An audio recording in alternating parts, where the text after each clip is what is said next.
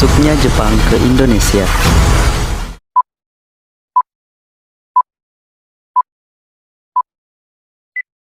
Tahun 1942, latar belakang masuknya Jepang ke Indonesia. Pertama, adanya restorasi Meiji, yaitu serangkaian peristiwa berakhir pada pengembalian kekuasaan di Jepang kepada seorang kaisar. Restorasi Meiji berdampak besar pada industriasi di Jepang. Jepang bangkit sebagai kekuatan militer pada tahun 1905 dengan slogan "Negara Makmur, Militer Kuat". Setelah tumbuh menjadi kekuatan baru, Jepang melancarkan serangan ke berbagai negara di Asia Tenggara dengan tujuan menguasai sumber daya alam di Asia Tenggara. Pada pertengahan tahun 1941, Amerika Serikat melancarkan embargo minyak bumi. Embargo adalah larangan untuk melakukan perdagangan dan perniagaan kepada suatu negara. Jadi, Amerika Serikat melarang melakukan perdagangan minyak bumi terhadap Jepang, sedangkan Jepang sangat membutuhkan minyak bumi untuk industri dan keperluan perang. Akhirnya, pada tanggal 8 Desember 1941, Angkatan Perang melancarkan serangan pengeboman Pearl Harbor untuk menyerang Angkatan Laut Amerika Serikat di Pasifik.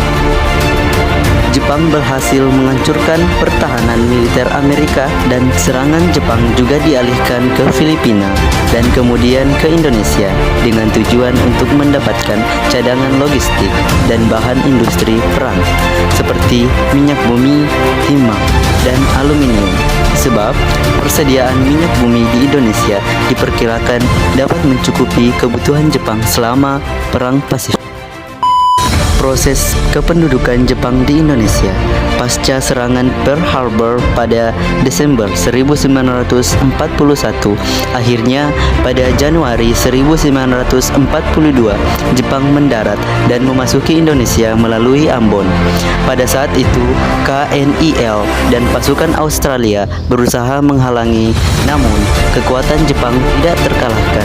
Kemudian, Jepang berhasil menguasai Kepulauan Maluku.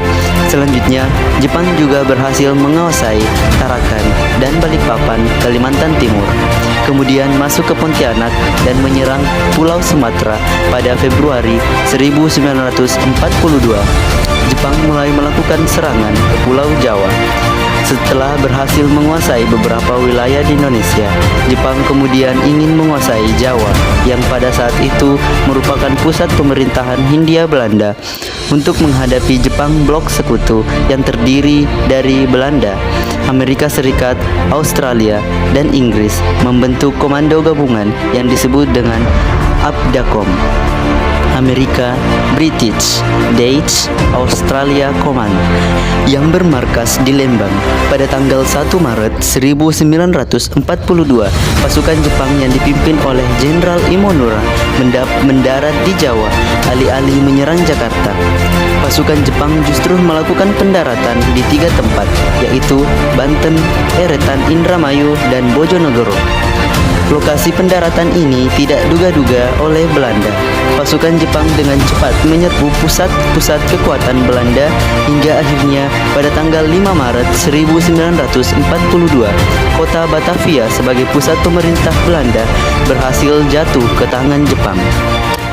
Pasukan Jepang terus bergerak dan berhasil menguasai kota Boitazon atau sekarang kita sebut dengan kota Bogor, lalu diikuti oleh kota-kota lainnya yang dengan mudah dikuasai oleh Jepang hampir tanpa perlawanan. Akhirnya pada tanggal 8 Maret 1942, pasukan Belanda menyerahkan Jawa ke tangan Jepang. Penyerahan tidak bersyarat ini ditandatangani oleh Jenderal Terputer, wakil dari pasukan Belanda, dan Jenderal Imamura, wakil dari pasukan Jepang.